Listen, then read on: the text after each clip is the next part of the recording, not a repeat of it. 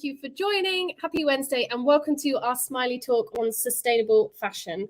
So over the next hour, I'm going to be speaking to these 4 fantastic speakers about how we can best ensure our clothes are fit for the planet, but also the small steps we can take to ensure our shopping habits are as green as they can be. So we have a panel of 4 speakers. It's an all-female panel today, and they all work in sustainable fashion. They are all passionate about sustainable fashion, and they will have some really interesting insights to share. I'm just going to give you a very quick overview of Smiley Movement before we continue. So Smiley Movement is a non-profit. We are a community interest company sponsored by the original Smiley brand. And we have the overarching aim of inspiring people to drive positive change in the world. So we do that through these Smiley Talks. They are bi-monthly virtual events, solutions focused, where we're tackling issues with practical solutions. We also have our Smiley News, a positive news website, and we have our podcast, Define Optimism, which is interviewing very inspirational fundraisers. But aligning everything we do is the United Nations Sustainable Development Goals. So we align all our content with them, striving towards a happier and healthier planet. So wherever you're watching, we're streaming live on Twitter, Facebook, and YouTube. And you can pop a question in the comments and we will aim to get to them near the end of the hour. We'll put your questions to the speakers. So feel free to put them down and we'll feed them through near the end. But I'm going to pass over to our speakers now to introduce themselves. So Ruth, I'm going to come to you first. Did you want to introduce yourself, tell us a bit about who you are and the organisation you work for? Sure. Thank you so much for having me. My name is Ruth MacGilp and I'm the communications manager at Fashion Revolution. If you haven't heard of Fashion Revolution, it's a global movement campaigning for systemic change in the fashion industry, both at an individual level, at a brand level, and at a policy level as well. So we have 90 teams across the world, all of the continents working towards this goal. And we're just about to launch into Fashion Revolution Week in April, which is our 7 days of action around making the fashion industry a better place.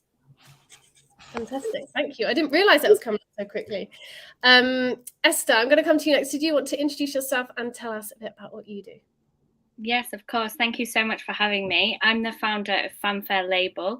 We're a sustainable women's wear clothing brand, particularly focused on producing garments in the UK and ensuring that our environmental practices ensure that clothing doesn't end up in landfill. So we have a big reuse, repurpose and recycle movement within the brand, just ensuring that we're accounting for fashion wastage that already exists and trying to repurpose them into new clothing to stop this landfill crisis that we're currently in.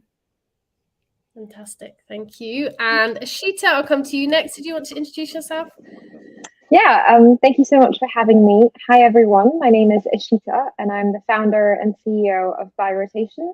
We're the world's first social network where you can lend and rent contemporary and designer fashion with each other. We've actually got Fanfare on the app as well, so you can rent some of Esther's pieces on there too. And so, we were founded about 2.5 years ago. We are over 200,000 rotators. That's what we call our community users. And we're currently in the UK, but we'll be expanding soon abroad. So watch out. Fantastic. It's a small world. It's nice that people that come on these talks often have met people before. And Lucy, coming to you last. So can you introduce yourself and tell us a bit about what you do? Yeah, thanks, Amy. And hi, everyone. My name's Lucy Todd. I am the owner and founder of My Little Green Wardrobe, which is a website that sells only ethically made and more sustainably made children's wear brands. And the idea behind it is to make it easier for parents or grandparents or whoever's buying kids clothes to shop more ethically and sustainably. We launched just under a year ago now, actually, last June. So we're still kind of really in the startup phase, which is so exciting. We've had some great traction so far. And yeah, we're just kind of trying to help get on this train of sustainability and help where we can, really. Amazing. So to kick things off, I thought it would be good to sort of contextualize this talk a bit and discuss the issue of the impact the fashion industry has on the environment, because there is a lot of research, there's a lot of stats out there about this. One in particular that stood out to me was that the fashion industry is responsible for up to 10% of global greenhouse gas emissions. But I also think it's quite topical because I think it was last week, the EU proposed new laws saying that clothes need to be better made, more durable, recyclable, easier to repair. So it is something that a lot of people are talking about right now. So I wonder if we could go around and share perhaps any insights you have of the impact that the industry does have on the environment, and perhaps was learning about this, or how you learned about this, a reason that you wanted to work in it. Potentially. Esther, I'll come to you first. I saw a little nod there, and what was it that was there any research that made you think I want to set up my own brand, and this is something that I'm passionate about working in? Yeah, definitely. I mean, I've come from industry, so I've actually worked as a buyer for many high street brands before setting up Fanfare Label, and it was actually the social side more than the environmental side that drove me initially. Just because as a buyer, you contribute directly to the supply chain. So I was working with these workers that were being unfairly paid and unfairly treated. But saying that, once I started to research sustainable fashion, you soon come across all the environmental impacts as well. And I actually moved to Vivienne Westwood, and she's a massive advocate for environmentalism, always has been championing and raising awareness about the issues with climate change. So it was really in-house that I started to learn about the environmental impacts, and working for a brand like that really made me more aware. I then started to focus around this idea of the circular economy, and actually to produce new clothing, we don't necessarily need newness. There's so much already produced that we can be using, and actually the Ellen MacArthur Foundation is a brilliant resource for this. So for anyone who wants to look into that further, the Ellen MacArthur Foundation say that $500 billion a year is wasted just to the underutilization of clothing, and so at Fanfare Label, that's exactly what we do. We're trying to focus on what's already been produced and repurpose it into new clothing, so that first we're accounting for what's already out there. So much goes into producing garments, it doesn't make sense that we're not using and utilizing what is already in existence. So for example, a pair of jeans, they're one of the most unsustainable products, and this is why we focus on upcycling our jeans, because alone one pair of jeans takes 9,500 litres thereabout of water, and actually just by saving that one pair of jeans, we're allowing for one day fair working pay for the workers that work on the jeans. We're saving 9,000 litres of water, and then we're saving on the carbon as well from overproducing. So there's many different environmental factors. What I would say actually is the fashion revolution is a key one as well. So that's where we get a lot of our denim facts, because we're focused on denim as a brand. But for us, it's all about utilising what's already been created and trying to reduce the landfill crisis that we're in. And then our new production and materials are all focused around the circular economy. So we're designing with the end of life of garments in mind, so that we're ensuring we're working in this circular system where nothing gets wasted. Yeah, wow, that the impact of a pair of jeans is insane. And I don't know if any of you saw, there was a viral thing on Twitter this week of someone who said, I was about to chuck away my oldest pair of jeans, but I decided to try out embroidery, and she embroidered these florals on the pocket of one of the jeans, and then she was like, they're now my new favorite pair of jeans. And you just saying that reminded me. Ruth, what about you? Sort of working within Fashion Revolution, this will be in your bubble every single day, I can imagine. But what are some of the sort of impacts potentially that have shocked you, or anything that made you like really passionate to drive forward a fashion industry that's sustainable? Sure. So Fashion Revolution was actually founded in the wake of the Rana Plaza factory collapse, which kind of drew the world's attention to the really poor working conditions in the global fashion industry. And as Fashion Revolution, and for myself personally, that was a real wake-up call for not just workers, but the impact brands are having on the planet by overproducing in the way that they do.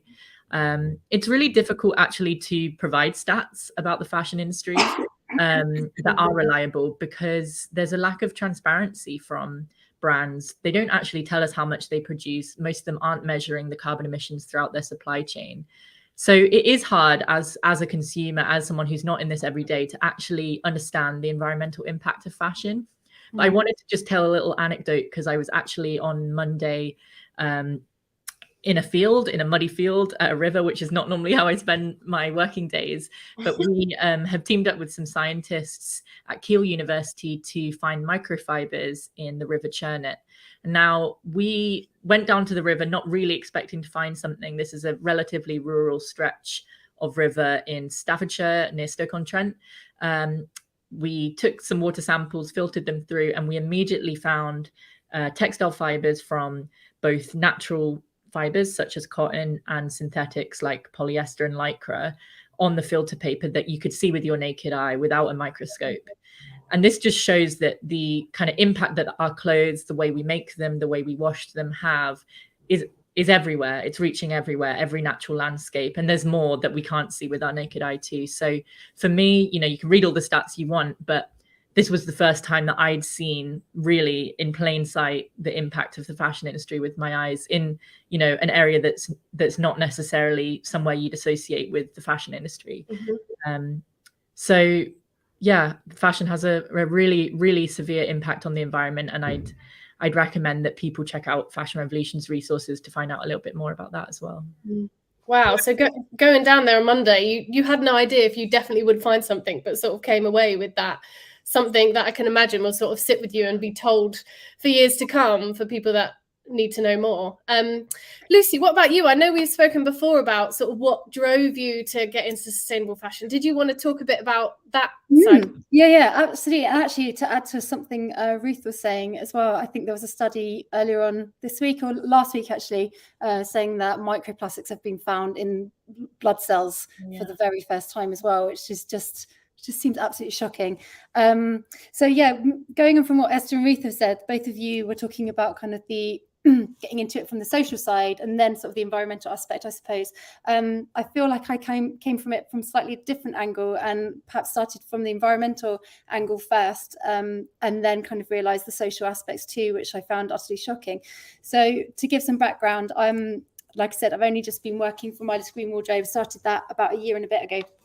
But prior to that, I was a BBC journalist for 15 years. And kind of one of my most recent parts of working for them was for the arts and entertainment team. And part of covering that portfolio was covering fashion. So then at that point, I'd get kind of press releases across my desk from the likes of Fashion Revolution and Textile Exchange and, WWF, all sorts of different non-profits and organizations. And it was at that point that I started learning about the impact of fashion on the planet, I guess, primarily, and just finding out about the environmental issues that were being caused. And that I just found it utterly shocking. So I know it's a bit of a slightly debunked stat, but the one that was saying that, fashion is the second biggest polluter, by no means I don't think that has stood up the test of time if you look into it. But I think actually fashion is one of the biggest polluters in the world. It's certainly the third biggest manufacturing industry in the whole world. So, and it has its kind of like fingers in so many pies. It's like such a globalized industry. It was the first globalized industry, and it is today the most globalized industry. I found it really shocking. And I just, after learning these things environmentally, I started looking into it and then discovering the social aspect of it as well, and finding out that, plenty of forced labor and child labor was still going on in conditions that were simply, I guess perhaps comparable to Dickensian London or, Victorian times. And I was like, if we've got rid of it in this country hundreds of years ago, how are we still accepting of the fact that this still goes on elsewhere, and we're happy to buy clothes and profit from other people's exploitation? So I kind of had a bit of a step change in myself. I guess it was a kind of a bit of a moment. And I was like, I can't carry on buying clothes in the same way that I have done before. So I just was like, I'm just going to stop buying clothes, which is fine for me because I've got a massive wardrobe full of clothes. I'm 30 something years old and I don't change size particularly much. So I can just, wear the clothes I have. But I've got two younger children, and I thought, well, hold on. Okay, I'm pretty good at, borrowing clothes, and we have hand-me-downs and, that kind of thing. But at some point, I'm going to have to buy some new things for them. So how do I buy things that are the least impactful? Yeah. And then I just, as Ruth was saying, I found it really difficult because companies are just not transparent. The traceability is not there, the transparency is not there. And as someone who was a trained journalist, I found it really difficult researching, well, how's this brand made this and where has this come from? And I ended up going down a total rabbit hole one afternoon. I was trying to buy something for my daughter, or a couple of things, and it took me a whole afternoon to buy 2 things that I was happy with buying. And I thought, this is just nuts. Like, there must be a better way than this. Consumers and shoppers can't be expected to try and research every single brand, what they're doing, how they're doing it, what their ethos is, where they're sourcing, who's, how the product's made, who's made it. So that's why I thought there must be a better way, and there must be, a good time and a place for a website that's already done that research and only uses brands that are transparent and are a bit more sustainable in their outlook. So yeah, that's a bit about how I got started. But some of the stats I found really shocking were some of the research by WRAP, which said that clothing production globally has doubled since 2000. So between 2000 and 2015, our clothing production has doubled. That's nuts. We buy around 60% more clothes now than we did at the beginning of the century. So that's since 2000 as well. And in the UK, we're buying more clothes than any other country in Europe. Meanwhile, the number of times wearing the clothes is obviously going down, and the amount that we're throwing away, I think Oxfam have estimated it to be about 11 million garments each week in the UK alone. And it's not sustainable, that practice, 95% of which are good enough to be worn again, or at least used again. And currently only 1% of clothing is recycled into new garments. This take, make, waste, linear, production line, it's just not sustainable. We've never seen it in our history before as humans, and we just can't continue like that. So, this is the point where I was like, ideally, I realize that I'm coming from a retail perspective. Ideally, you should reduce the amount that you shop, you should repair things that you already have, and you should buy better when you do need to buy. And that's kind of the step that I'm aiming to get at. I want people to buy well and buy less. Yeah. And I feel like there's this notion that I've seen a few times about slow fashion, and it's like still buying, but slowing down the rate in which you're buying. But also what you were saying about research, I can imagine once you sort of get into the research and start reading about things and uncovering more, it's just overwhelming how much. Yeah, absolutely. It's unbelievable. Part of me was just like, how is this allowed to happen? Like, how can people, looking into the Rana Plaza incident, I was like, how is it allowed to happen that people have to work 18-hour days and, stand up the whole time, no breaks allowed, and forced overtime, and children are working. And, I think the average salary in Bangladesh for a garment worker is $95 a month. Like, that's slave labor, by any other means. Like, how is that allowed to happen? And how are we allowing that to happen? Because it's coming our way, they're making it. It's being exported to the Europe, US and beyond, for us to wear, so that we can buy, a dress for £8 or something. Like, someone's not getting paid there, and it's likely the garment workers are not getting paid. The garment workers are being exploited. The environment's being exploited for that to cost that little money. Yeah, and the social aspect is so important. I know a few of you brought it up. It's not, obviously, being sustainable doesn't just mean being good for the environment. Ashita, what about you, sort of coming into the sustainable fashion industry? What was it that sort of fired you up to try and make a difference? Yeah, I think it's a lot of what Lucy said, and I suppose we're doing something kind of similar as well. For me, I was, I've been sort of an ex-shopaholic, I suppose. I'm from Singapore. One of our national hobbies is eating, and the other is shopping. And I remember I was planning my honeymoon, so like a special trip, a trip of a lifetime. And I was going back to Rajasthan in India, where I was born. And I hadn't been back for about 13, 14 years. And so I was like, okay, I'm going to figure out this itinerary where we stay like in nice places. We see the desert, all the nice palaces, the monuments. So I was looking on Instagram, for inspiration. As to where to stay, eat, where to hang out, all of that, and also what to wear. And there were all these women wearing all these beautiful pieces of clothing that you would see on Instagram, on their feed. Outfit of the day, that hashtag OOTD, and then you'd never see them wear that piece of clothing ever again. And I thought, I'd love to be able to rent or borrow these clothes for my amazing trip. I don't think I can afford a lot of these incredible clothes myself. And that's when I started thinking about fashion rental, the ability to maybe share or borrow clothes from a company or from someone else. And it wasn't actually until my honeymoon, so that was about 2-3 months later, where we went back to my hometown is 2 hours away from Udaipur in Rajasthan, and my hometown is very well known for its textile industry. And having not gone back home for a long time, I couldn't help, now that I was more mature, notice how much textile waste there was in just, very, very, I want to say suburban hometowns and cities, not cities, sorry, towns, where there was just textile waste that a lot of animals were feeding on, even cows, which are sacred to me as a Hindu. And that's when I started thinking about how there's something wrong with the fashion industry altogether.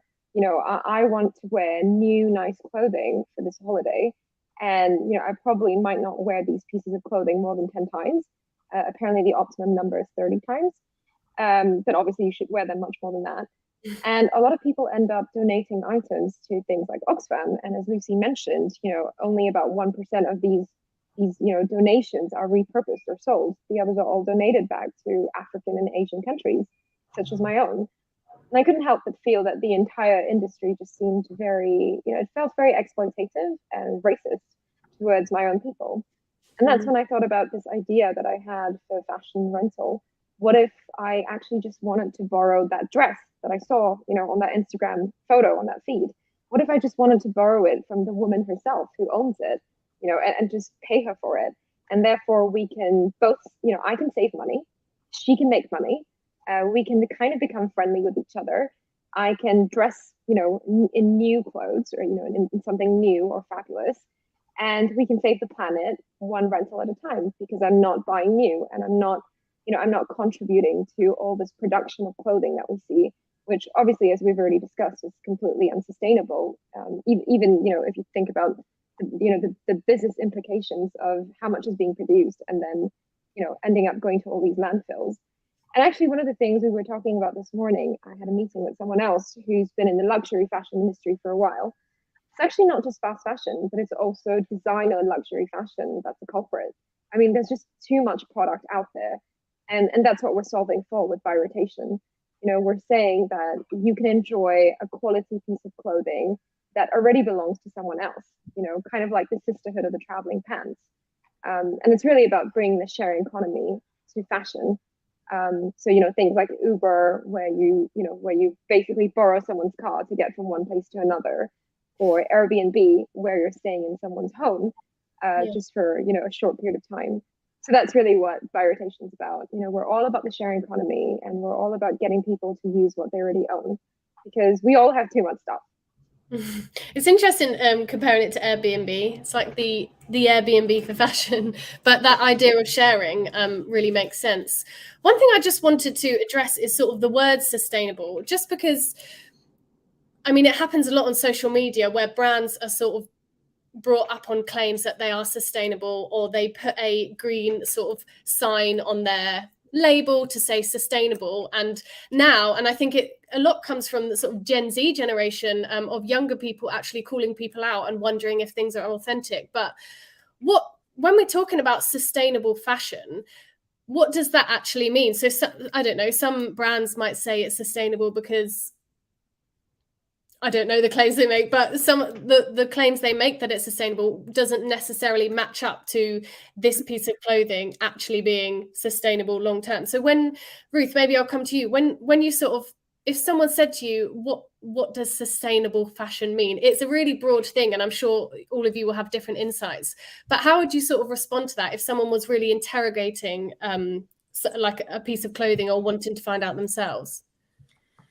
Yeah, I mean, straight up, I don't like the phrase sustainable fashion at all, because it has, as you say, been twisted in like by corporations. It's lost all meaning now because anyone can throw it out there.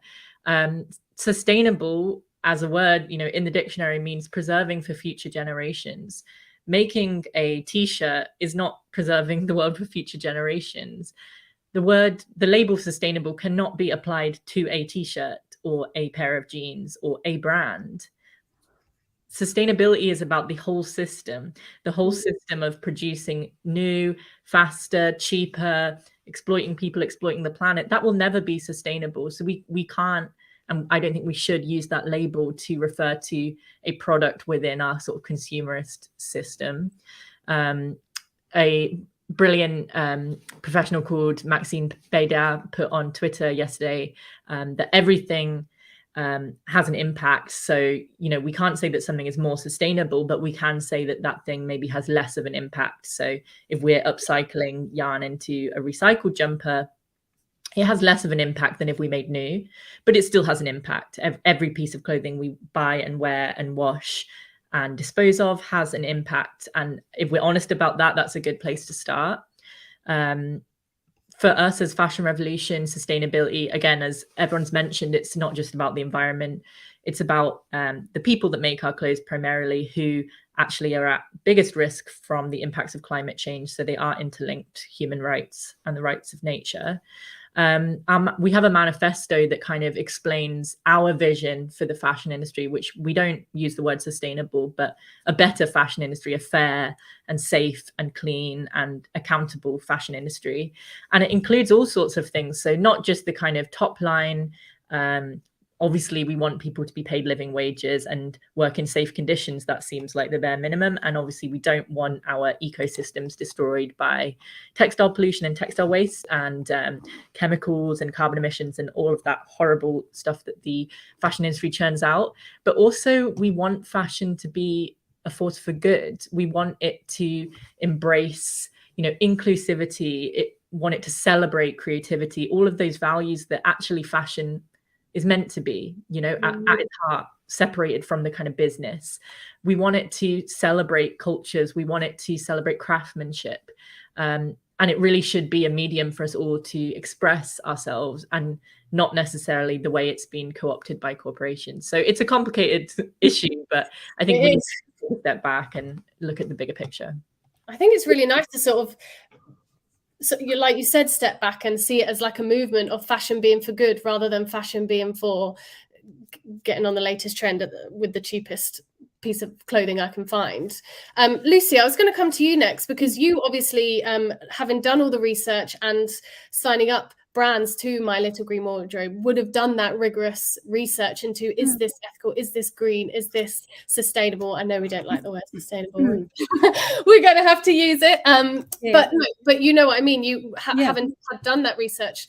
What sort of things, if someone said to you, oh, what makes the clothes sustainable or ethical for our planet?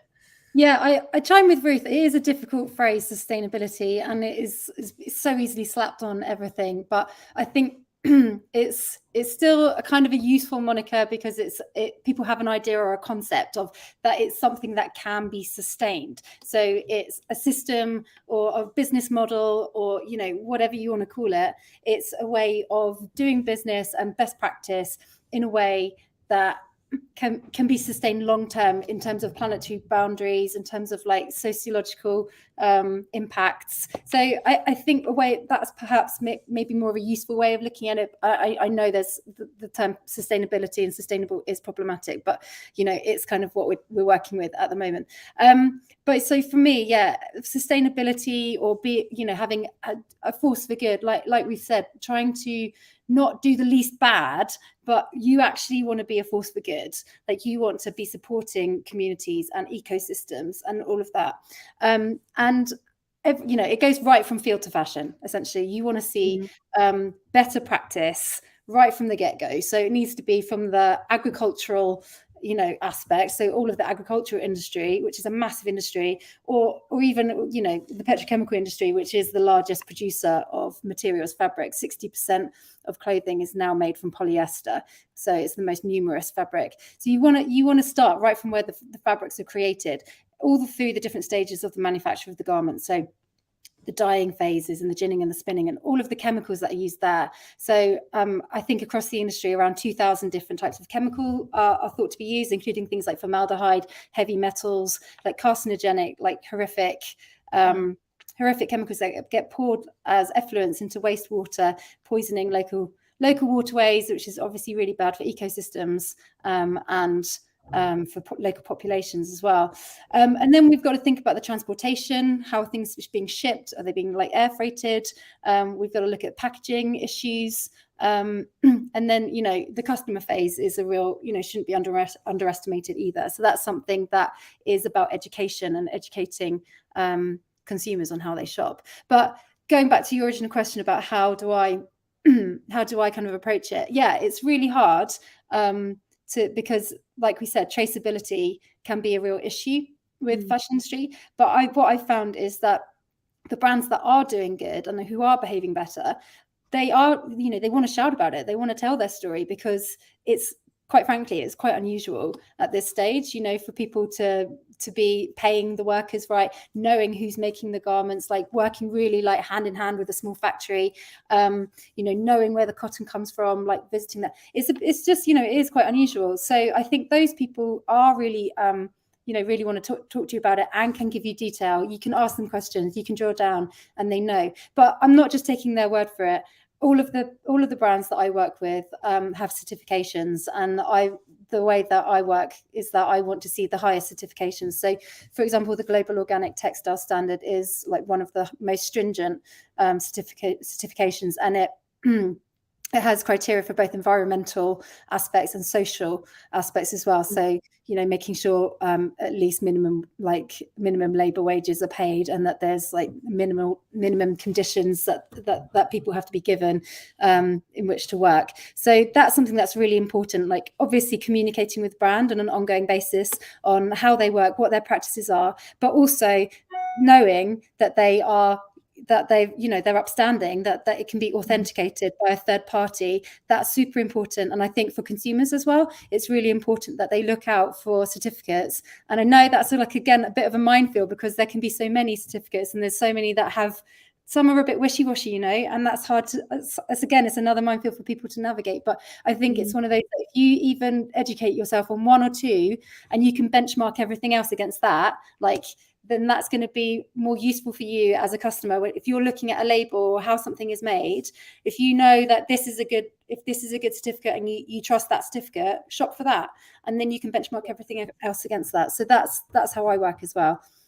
Yeah, no, that's useful to know about certifications as well, that people can sort of research themselves.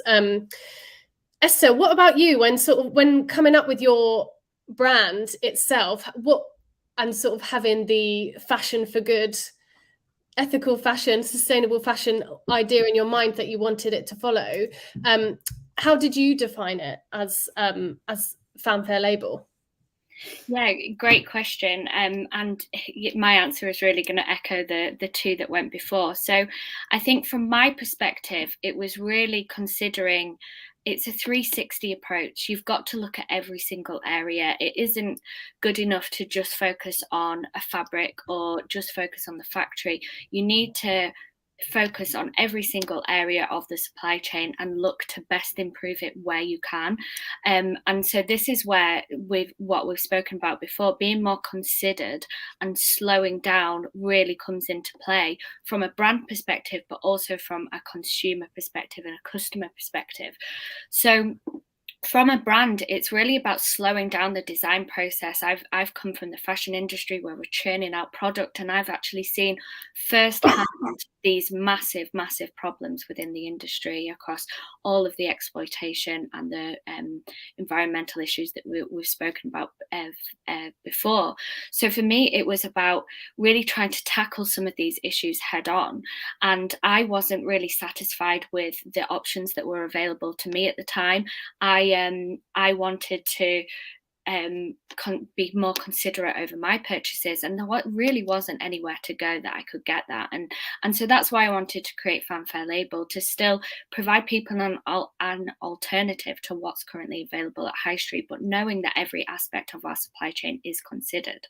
So it first started with me of the idea that we don't need newness. So similar to what I've said before, and actually looking at how we can utilize what's already out there, because so much goes into every single aspect of a garment. You've got to spin the fiber, dye the fiber, cut and sew, and when you can get items for under a tenner, and that's including VAT, it obviously shows that the workers and the environment are not being effectively paid or measured or even rewarded for that garment. So it's not just about focusing on one area of sustainability, it's looking at the environmental side and the factory side, and how you can implement best practice across the two. So that's really where we started. Again, I would just say about checking labels to avoid any kind of greenwashing. Like we mentioned before, is actually the sustainable brands that are doing right do really want to shout about it, can answer your questions. The Fashion Revolution campaign, where it says about who made your clothes, sustainable brands like Fanfare Label can answer that, because we have direct impact with our factory, direct communication, and we visit them regularly because we get everything made locally. But actually, by checking your labels, you can really show, it gives you a breakdown of the materials involved and where it's made, and it gives you more of an insight into sustainability. So I would just say slowing down, being more considered, and just really trying to review what brands are saying, and just remembering that it's not just about the fabrics, it's not just shouting about organic cotton. We also need information on where that product is made. And then a big principle for us is the certifications as well.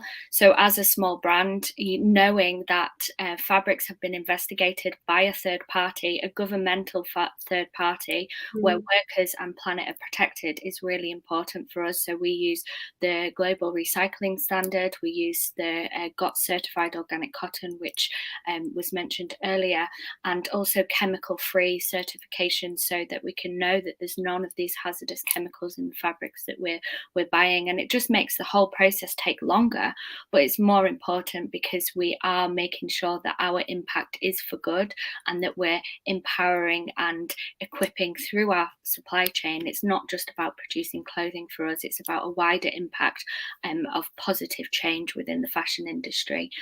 So I think that that's really important.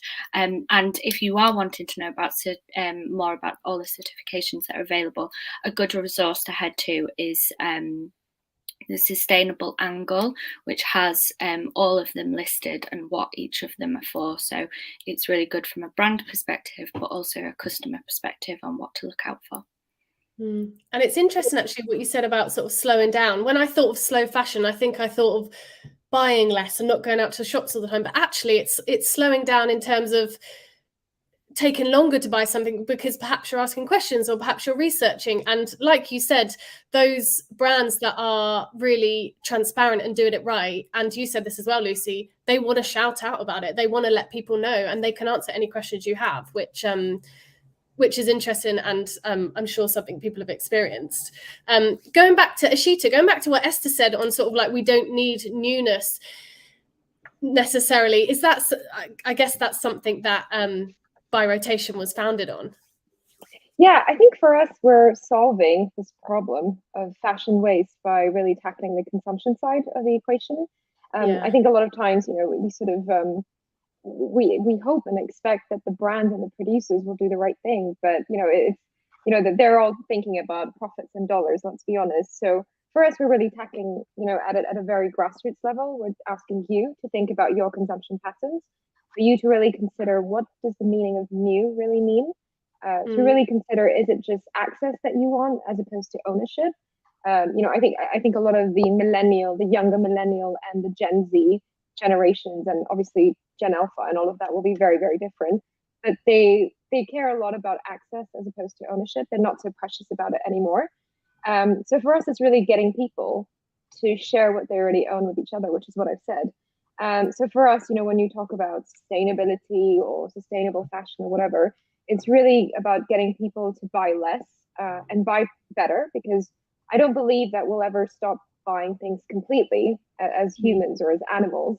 I look at my dog, and when I buy him like a new toy, he gets so excited. It's just one of those things. We like the feeling of something new, something different. That's probably why, you know, it's so important to post on Instagram every day, especially if you're a brand or a business that's consumer facing, to show that you're still relevant, that you're still around. But for us, it's about buying less, buying better, and sharing more. And you know, if other industries are doing this, then why is the fashion industry, and why are we so precious about these belongings? You know, that part of it doesn't make sense to me. And that's why we founded By Rotation. And what's been really interesting, you know, some of our top lenders are, you know, just average, you know, consumers like yourself and me. You know, one of our top lenders, she is the principal of a school in Essex, and she earns over £2,000 a month from lending out her wardrobe. You know, she's essentially monetizing her style because she has a good eye. She's not a fashion editor, she's not an influencer, she's not a celebrity. She's just one of us. And what's really interesting is that she has told us that she's become much more conscious about the things that she's buying now, because she really treats fashion as assets to invest in. So it's just really interesting that, you know, it's it's not just the Chanel bags or the Hermes Birkin bags that have become that are assets, you know, that are investments to save up for, but it could actually also just be this really, really nice high quality dress that you're buying to wear to your friend's wedding this summer. But you know what? Maybe because you are always hanging out with the same group of friends and you can't wear the dress to the next wedding that you're attending, you could share it with someone else and sort of distribute the cost of what you bought it for over a few rentals or rotations, as we call it. So a lot of our top lenders have become very, very conscious of their next shopping, you know, their next purchase. They know very well which brands do well for them, which colors, which product category.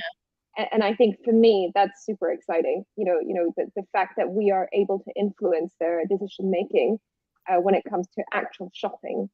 That's a really exciting, and that's how we know we've created a habit with By Rotation.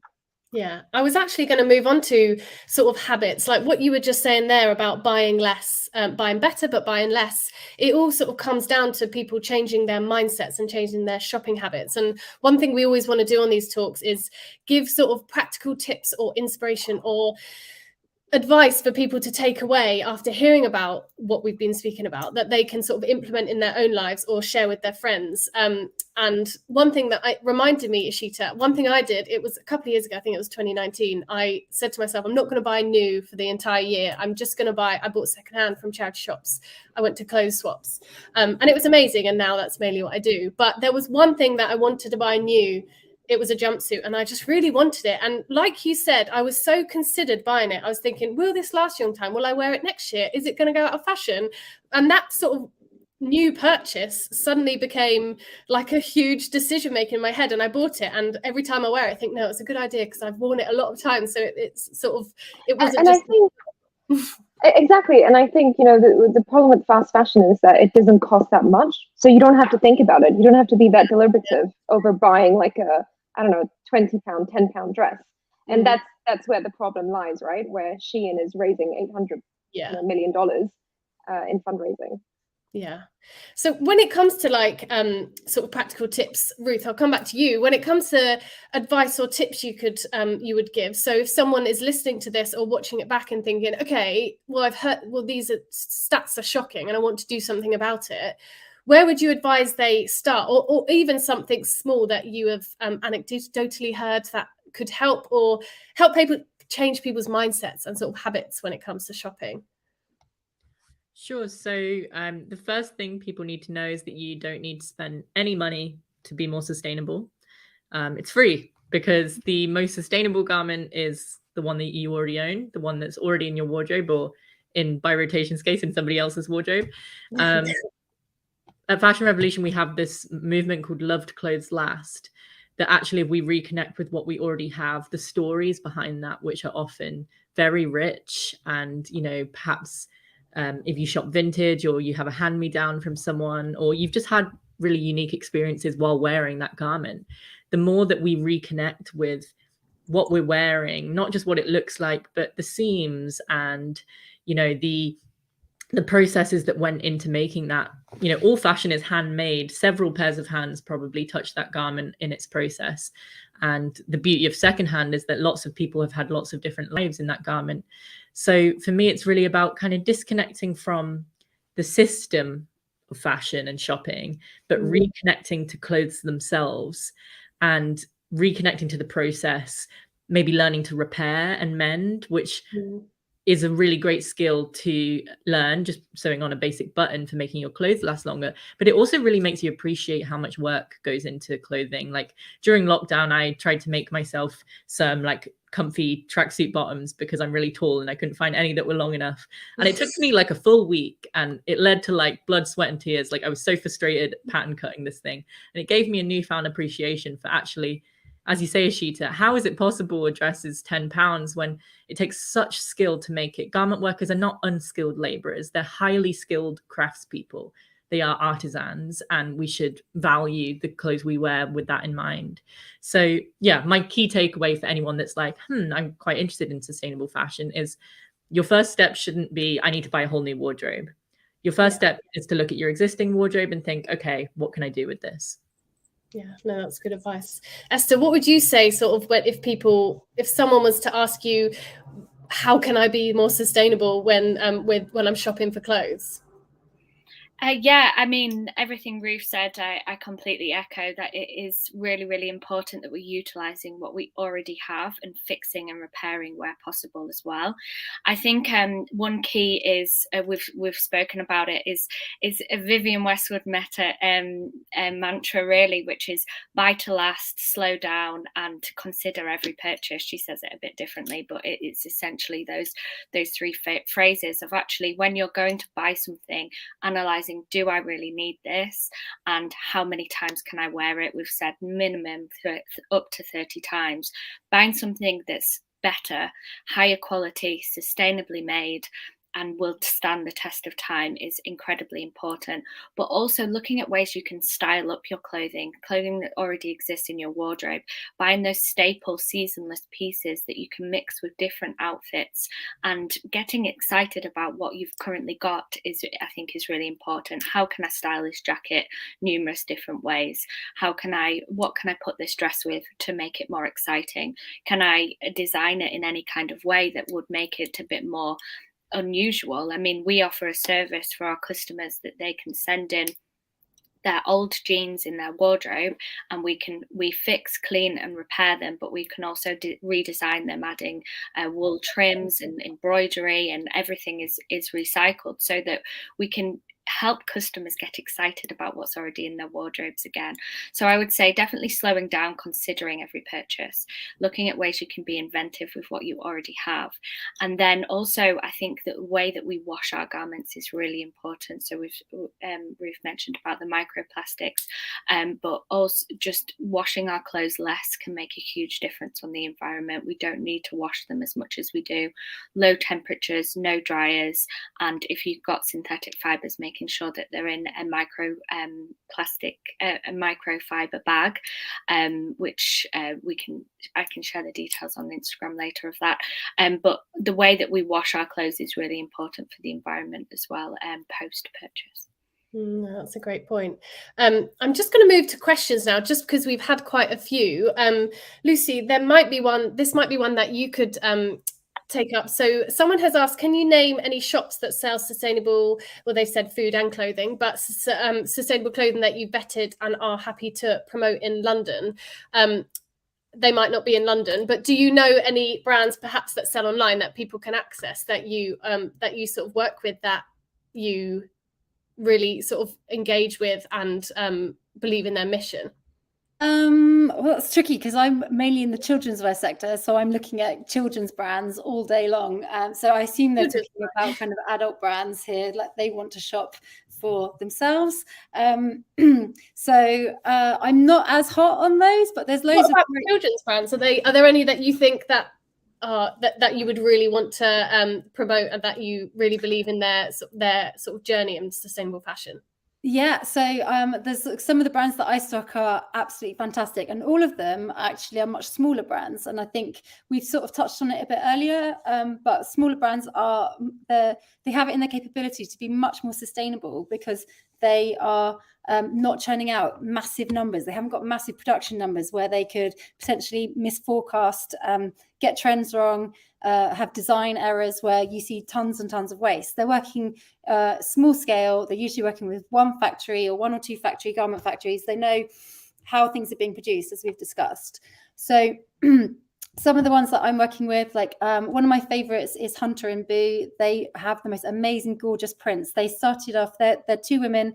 They're based, I think, in the Isle of Wight, but they used to be over in Singapore, I think it was. So they've got really amazing prints, and they have like these gorgeous like tropical prints and things that are like perfect for summer, which we're just coming into. And all of their garments are made in a Sri Lankan factory. And they sign up to an initiative called Garments Without Guilt, and they have like fantastic social incentives for their staff. So they have like subsidized meal plans, they have like away days and company days, and they have like bonus schemes and things like this. I think they have like education incentives and things as well. So they're doing brilliant things. Another one that I love is we're about to start working with is Frugi. Actually, so I haven't announced them yet, but we're about to start working with them on our site, and they're a really well-known children's brand. And they give back. They denote what like 1% of profits of overall turnover, I think it is actually. And they're GOTS certified brand, and they're very holistic in their approach as well. But they're a bit of a bigger brand compared to, say, for example, Hunter and Boo. But they're doing things on a real kind of like a bigger scale, but still keeping true to their core values. And then we've got other brands like Turtle Dove, which I love because their thing is that they are gender neutral. So they've got a new level of sustainability because they're kids wear, but they can be worn by boys or girls. And so once you've had one child that's had it, you can pass it on to the next one, whether it's a boy or a girl or sibling, or siblings or cousins or friends, what have you. And because they're made from, much better quality fabrics, they should last. And they should last 4 or 5 children, a top, for example, without going through at the elbows, etc. So there's loads out there. And if that person wants to get in touch with me, then I can really like give them like a list of other brands and other women's wear perhaps brands as well that I haven't got just at the top of my head just right now. Fab. But I also think children's wear. I know after finding Little Green Wardrobe, it's like, oh, next time my friend might have a baby, I know where to go. Where it's not just buying new. Yeah, absolutely. I don't know if we'll be able to get through all these questions, but Ruth, this might be one for you. Someone has said, what can we do to put pressure on brands to reuse and repurpose fashion items? Is this something that, in terms of like the campaigning aspect of Fashion Revolution, that people could get involved in with your organisation? Sure, this is a really great question. As I said before, we have kind of policy, industry, and culture. The culture side is really what we're trying to get citizens to do. In terms of holding brands accountable, our whole campaign around who made my clothes, what's in my clothes, these are the key ways that we encourage people to hold brands accountable, because when those questions don't get an answer, it kind of speaks for itself. And as other panelists have said, the brands that don't have anything to hide will tell you. So we have all sorts of tools on our website to ask brands those questions, especially during Fashion Revolution Week. It's a great time to make a lot of noise. But also from a policy perspective, I think, Amy, you mentioned at the beginning the EU Sustainable Textile Strategy. So we've been consulting closely on that.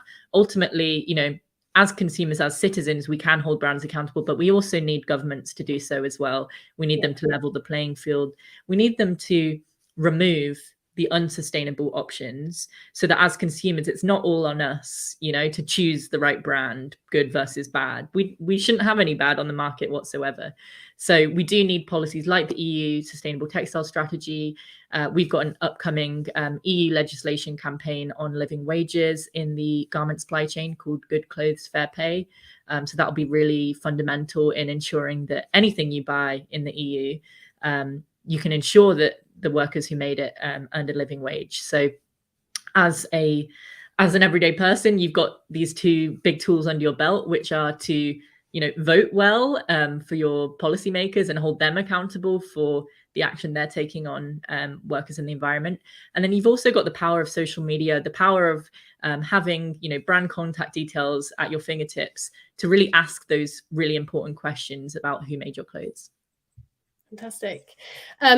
the last question that I will ask that has come through is someone has said, does donating clothes help the process of sustainable fashion? I don't know if anyone would be up for answering that question, or I know, Lucy, you said earlier about so Oxfam was saying how many clothes they have donated. So does it help the business to donate?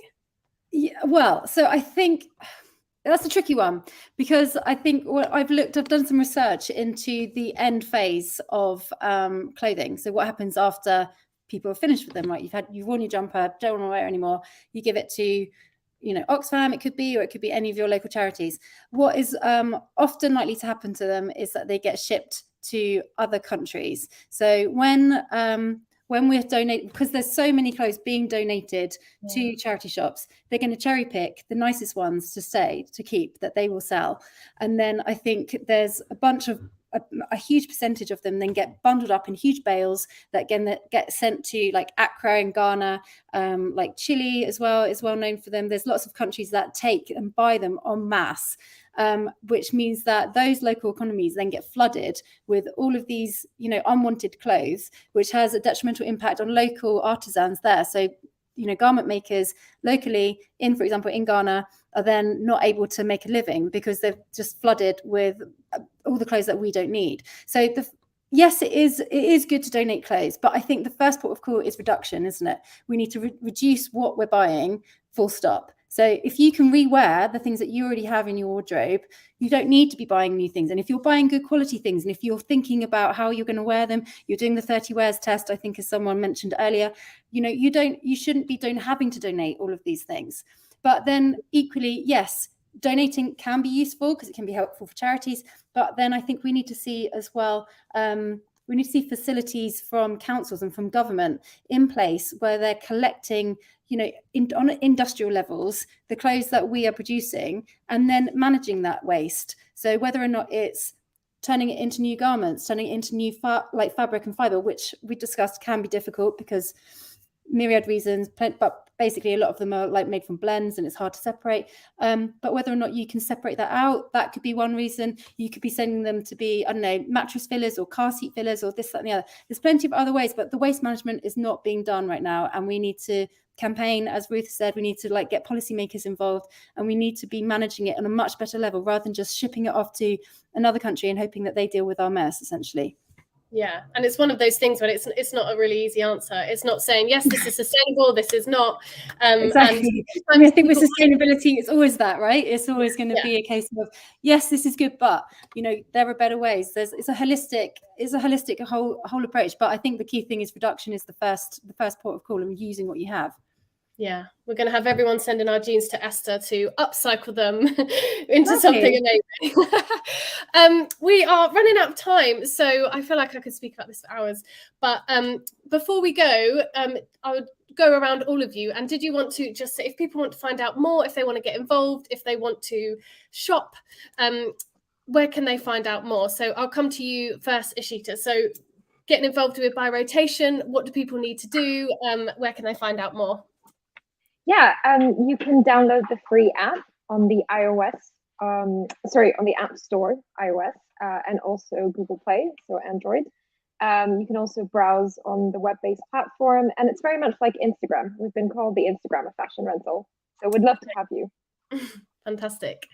Thank you. And Esther, what about if people want to find out more about Fanfare Label, if they want their jeans upcycled, what can they do, and where can they find out more? Yeah, of course. So everything's available at our website, so fanfarelabel.com. But also follow us on Instagram. You'll get loads of design inspiration from there as well. And we're at Fanfare Label. Lovely, thank you very much. And Ruth, so you have the Action Week coming up in April, is it? Where can people find out more about Fashion Revolution and how to get involved with that? Yeah, so Fashion Revolution Week is happening from Monday the 18th to Sunday the 24th of April. So less than 2 weeks to go, and you can find out how to get involved at fashionrevolution.org. We're on all the social media, Instagram, TikTok, Twitter. So yeah, come and find us and get involved in the week. Fantastic. Thank you very much. And Lucy, what about you? Where can people find out more about My Little Green Wardrobe? Yeah, so you can log on to mylittlegreenwardrobe.com and you can shop there. We have a system on our website where you can shop according to your own values. So you can decide what's most important to you. And we've split them into a key. So if it's environment, if it's social factors that we've discussed, if you're vegan, if you want to shop locally and produce clothing, then you can filter all of our garments according to the things that are most important to you. So yeah, go check us out on there, or you can follow us on Instagram at My Little Green Wardrobe, or you can drop me a note if you have any questions as well. I'm Lucy at mylittlegreenwardrobe.com. Fantastic. Well, thank you all so much for joining and giving up your lunch hour to chat about this topic. It's been really inspiring, and also hopefully giving people some inspiration, some tips to take away. But yeah, thank you all for listening as well. And we'll be back with another Smiley Talk at the end of April. Thanks so much. Thank you.